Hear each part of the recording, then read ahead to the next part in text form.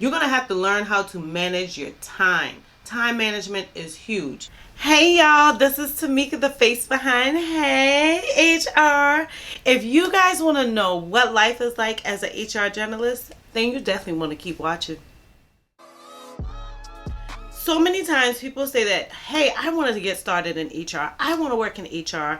I mean, I think the craziest thing, or the most, I can't even say crazy, but the most bizarre thing, I wouldn't even say bizarre because it's not that serious, but a big stretch is that people think I can just go straight into being an HR manager. Sadly enough, that's just not the case. When people say, Tamika, what's the best way to get into HR? I always tell people, listen, staffing, talent acquisition, recruiting, that's going to be your number one spot to get into HR. That is more of a sales position, not necessarily HR, but it has so many overlapping skills that people will take someone with that experience and put them straight into HR versus someone that has absolutely no HR experience. So you can always use like your supervisory skills as well as transferable skills to get into HR. But I will tell you the best way to make sure that you become the HR manager is if you start as an HR generalist or a business partner. HR business partner, of course. When you are an HR generalist, you have to know every single thing. So you not only have to know how to find the talent, recruit them, interview them, onboard them, but you also have to know everything in between the employee life cycle. So that would be training them or getting them acclimated with training. That would be making sure that they're fully onboarded with benefits. You're also reconciling those benefits so that you can make sure everyone's on the plan. That would be benefits management. What if someone's not on the plan, or what if they go to the doctor and they have an issue? You get that situated. That would be processing workers' comp claims if someone gets hurt on the job. That would be doing FMLA if someone needs a medical leave for some reason. You'll be processing all of those things. That would also be doing your onboarding to get all of your employees back on the benefits or to get them to do whatever changes they want within the year. That would also be making sure that your files are situated and that you have everything in the file that you would need. That would be corresponding with attorneys whenever they are asking for information on employees' files, or they want to speak with you regarding a workers' comp case. That would be getting folks prepared for retirement. That would be kind of getting them acclimated with your 401k vendor so that they can know what options they have. That would also be helping them to retire. So that is, in the gist of it, the entire employee life cycle. Just keep in mind that if you want to be a successful HR generalist, there's so much that you need to be prepared for. And if your goal, your end goal, is to be the leader in the HR department, that's the HR manager, the director of HR, the VP of HR, whatever, you want to make sure that you have good, solid HR generalist experience. Many people will say, well, Tamika, no, because I know so-and-so. They went straight from staffing. They went right into being a manager. I can tell you that their learning curve was hard. I've said this in my last video, and I think that the video where I said this was actually a couple videos ago. In that video, I told you guys that I have not only worked with, but also behind folks whose primary experience has been talent acquisition or staffing. And y'all, they just don't know the simplest things. I mean, it is mind-blowing. The critical thinking is different. The thought process behind getting actions done is different.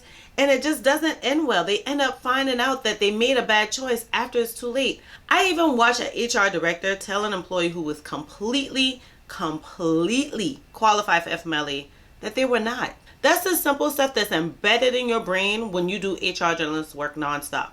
But when you're not really working with those laws every day, the simple basics is just not there. It's going to take you a lot more time of just on-the-job experience or completely learning yourself. Going to the Department of Labor website, going to just any website, any resource you can find so that you can learn. Now, I don't know about you, but I don't want to do on-the-job training. I mean, obviously we're all going to do on-the-job training, but do I have to learn everything from the bottom up? Well, I'm going to give you a few tips to let you know what life is like as an HR generalist. I was an HR generalist majority of my 10-year career. I would say more so on the side of like 8 years or so I was a generalist, and I don't know, I'm just tossing out some time. It was definitely majority of my career. The first tip is to be prepared for unpredictable work days on a regular basis. I can't tell y'all how many times, because I'm like such an avid like organizer. I like my calendar. I like my agenda. I like to have a list of things so that I know exactly what I'm doing for the week. So I always start my list with week of, and I put all of my main goals for that week. And the craziest thing is I can't tell you how many times I've not been able to touch something on that list, or how many times I touch it, but I'm not able to check it off because there are parts of it I haven't finished.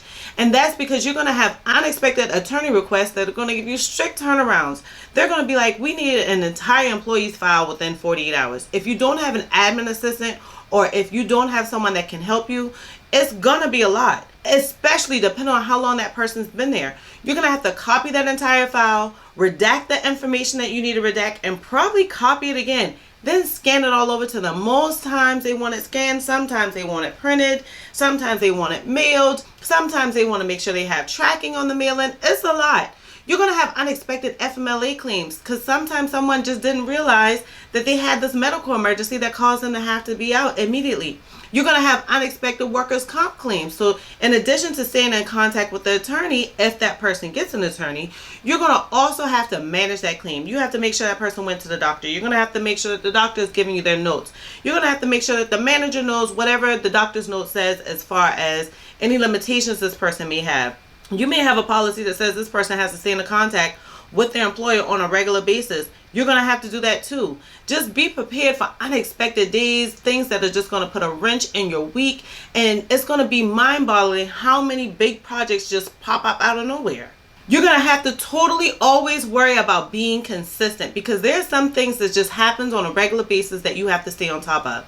And a lot of times that's preparing different changes for payroll. So you're not going to process payroll, but what you will do is make sure that your payroll department knows when someone had a qualifying event. So that's going to change their premiums on whatever medical, dental, vision benefits they may have. You're going to have quarterly or annually or by whatever period, maybe it's monthly, maybe it's daily, 401k changes where folks can go ahead and make changes to their 401k. You might have someone that has a financial emergency and they need to stop that 401k. You never know when those things are going to hit your door. Like, you just never know.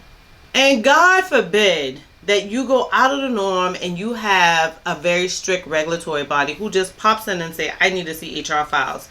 The most predictable thing in addition to payroll changes is your open enrollment. So open enrollment is going to be when employees can make changes to their benefits.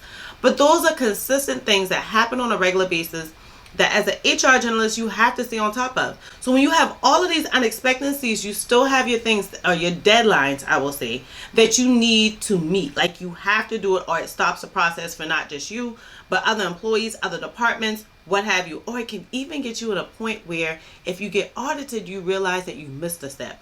So you don't want to get there. But I will tell you, throughout this whole thing, even as unpredictable as it is being an HR generalist, the best thing that you can do for yourself is to know how to self-manage not only your work, but yourself. You're going to run into so many times where employees are going to step in and tell you things that you're like, oh my God, this really took my emotions. I've had instances where one employee walked in and said that her daughter was doing self-mutilation in an attempt to commit suicide. I'm going to tell you that I've had days where I've had a spouse walk in and say, if I don't quit my job tomorrow, my husband or my wife is leaving me. We've been arguing for months about my job. You're going to have instances where you have a hard time. One thing that was really difficult for me was that in a period in my HR generalist career, I had lost my brother unexpectedly to a heart attack. Just before I found out about my brother passing, my grand aunt, who my family, we raised up pretty close, had passed as well. I thought that I could get a break from that, but not even days later, someone very close in my family attempted suicide. In addition to that, I thought, okay, 3 things have happened back to back. I just always think of things happening like in sets of 3. So I thought, okay, I'm going to have a break. Well, I had a 3-month break, and my 3-year-old niece died unexpectedly. So I still, on top of all of those personal things, had to manage my emotions in the workplace. Because at the end of the day, you don't want to make errors that's going to mess up someone's paycheck, someone's benefits, someone's career, someone's, opportunity for professional growth. So you're going to have to know how to manage all of those things. It's going to be difficult, but it's so doable. There are tons of generalists out here who are totally successful. There are tons of people who are like, you know what, being a generalist is for me, and this is where I want to be. Maybe they touch into management and realize I don't want to manage people, but I want to do everything else there is to do. Or maybe they don't want to do strategic thinking, and they're like, I just want to do the mundane of everything I need to do on a regular basis. It's so doable. It's just, I'm trying to get you prepared that it's not something that can be done without thought and preparation. Now, in the beginning of this video, I told you guys so many different things about the employee life cycle, right? So that tells you automatically, as an HR generalist, you have to know how to manage all things HR. All things are going to throw your way. You don't know if an employee is going to walk in your door, a manager is going to walk in your door, the CEO, your manager, maybe a broker that just is in the area wants to talk to you about benefits or what have you. Maybe your actual carrier walks in the door. Most times there are a lot of things that you can schedule, but I will tell you there's some things that's just going to pop up. So you have to be prepared to have a mind shift. Like, I think that's the biggest thing I call it a lot of times is like, it's a mind shift. I might be literally working on payroll at the moment, and somebody walk in the door and say to me, I need the EAP. Now my mind's off payroll, goes on to EAP, right? And as soon as I get that person situated, then maybe I got an email that said, hey, I need you to do a verification of employment. So, okay, I'm going to go ahead, finish payroll, and then I'm going to knock out this verification of employment, because most times that's because somebody's buying a house, they buying a car, they getting a loan. And most times those come with strict turnarounds, and guess what? Even if you decide you want to say, no, this ain't a strict turnaround, that employee is going to reach out to you and say, hey, did so-and-so reach out to you? And that's just another interruption. So just knock it out. Me personally, I've grown to giving myself a 48-hour turnaround. I used to say 24, but I try to give myself some wiggle room. So just in case I head into that next morning, I still meet my deadline. So though you think like you just want to be an HR manager, being an HR generalist gets you so ready for critical thinking. You have to know on the spot, like, what is most important. If you're doing a presentation, which I've done several of those before, different organizations that I work for, what is critical to tell the employees at that time? Because in that moment, you're helping to build culture as well. Don't look at it as, oh, I'm just going to go ahead and report this stuff. No, they're seeing you, which you're reflective of the entire organization. So you have to think about ways to build that culture in that presentation. So it's just a lot of balls in the air when you're a generalist. Sometimes you just can't get it all done. Like, you're the generalist, but maybe you have some admin assistants, you have a coordinator, you have an HR assistant. You have to know when you can delegate tasks. Not all the time that you can manage those mundane things. So maybe you notice that you have a lot of terminations that's piled up. You already processed everything you need, but you haven't finished that file. So maybe you haven't put in their resignation letter. Maybe you haven't. I normally would put the year that they terminated on the file so that when I keep it for retention record keeping purposes, I can easily find a file. So maybe you haven't put that on yet. Maybe you haven't forwarded their information to the 401k vendor yet. Maybe you just haven't taken that from an active file section and put it in the terminated file section. Maybe you haven't done that because you got a ton of filing that you need to do. You know, some documents are in there for those folks that you've terminated. Guess what? Delegate those tasks. Get your admin assistant, your coordinator, your HR assistant to go in there and say, okay, you're going to do all filing today. And when you're done, I need you to pull these files and I need you to put these dates on it. It's just, as a journalist, you have to remember that just sometimes you can't do it all. And for those areas where you find yourself, okay, I want my career to grow, or I really want to work for this organization, and you find out that it's a department of one, then you have to manage this all for yourself. So time management is huge. If you can delegate some tasks, maybe to another admin assistant in the organization, that's always helpful as well.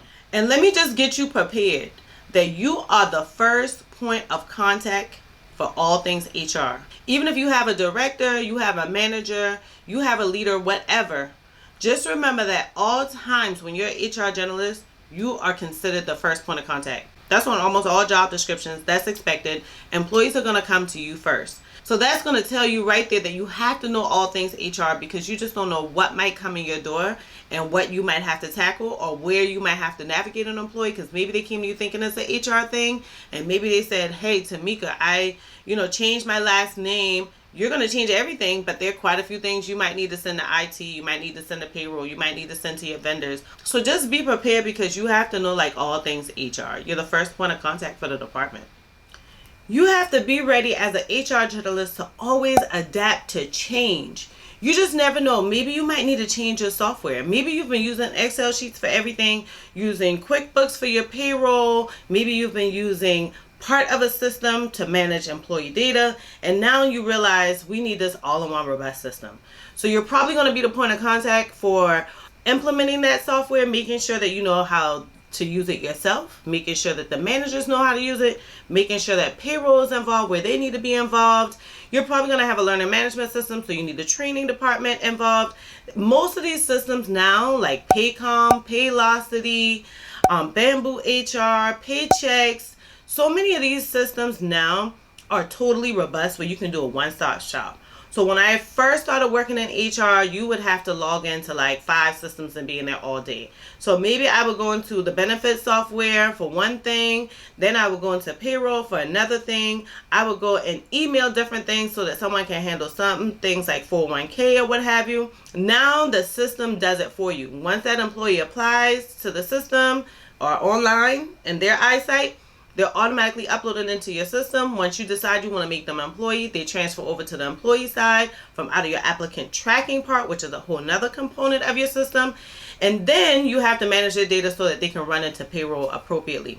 And so that whatever information you have for them, if that's benefits, if that's 401k or what have you, can go out into your file feeds on a weekly, bi-weekly, monthly basis, whatever, to your vendors. That normally takes you knowing all different parts of that system. So you are going to have to be prepared as an HR generalist to not only be prepared for change and adapt to change, but critically think for change. And you're just going to have to get ready to adapt to evolution. So just like changing your software, you're probably going to move away from using Excel sheets for so many different things and to just using like data reports that you're pulling out of a system. So then that's going to report to you in an Excel format, or you can ask for it in PDF or whatever. There's so many different formats.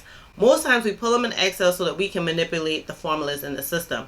But now adapting to change is, okay, now I have this robust system. How do I get this information out of it? So you have to know how to kind of change with that as well as an HR generalist. And once you pull this information from the system, you're going to also have to know how are you trying to use this data.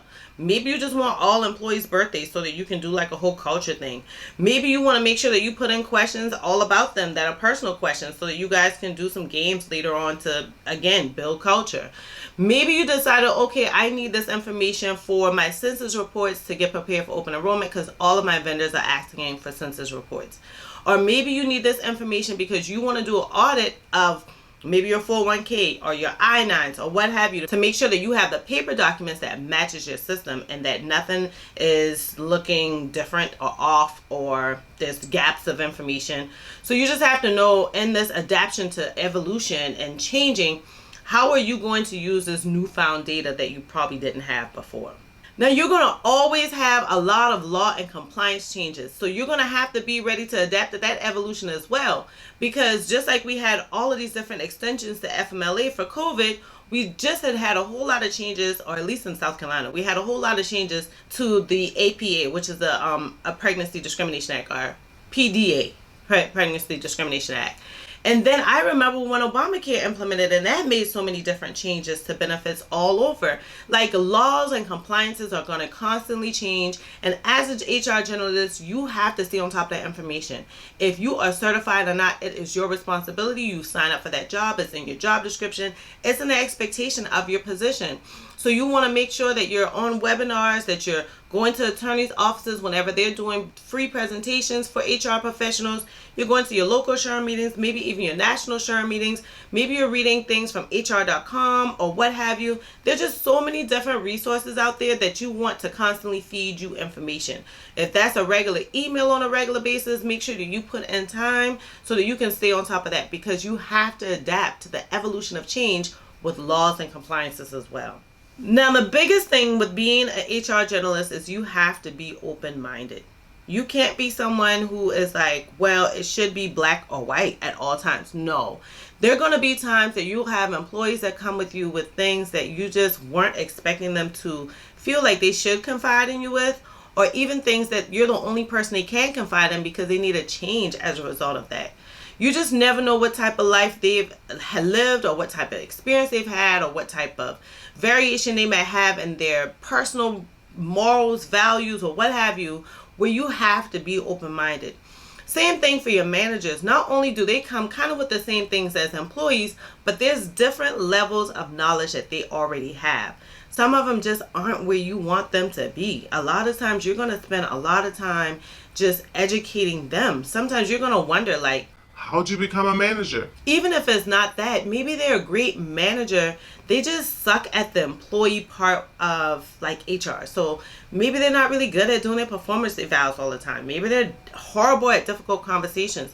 Maybe they send emails that totally can have you at high litigation. Maybe they blurt out things in front of a team that probably should be an individual conversation. Maybe they carry on this level of arrogance that you're like, hey, you don't have to be that way. You're making your team feel like they can't trust you or they don't like you. And you just have to have an open mind to be ready that these things are going to come up. Maybe there's some things that you can handle. Maybe there's some things that you have to escalate. Maybe there's some things that you have to wait for time to just kind of iron itself out for that issue. But you have to be open-minded as an HR generalist. As usual, I just want to thank you guys so much for watching another Hey HR video. Guys, it just means the most to me. It's so nice to see that I'm over 700 subscribers, and like, you guys are jumping on my lives, you guys are commenting, tons of likes. I just appreciate it so much. If there is anything that you guys are like, Tamika, you've hit on quite a few things, but you haven't hit on this or that, just comment it down below. Again, thank you so much for watching this video. I can't wait to see you in the next one.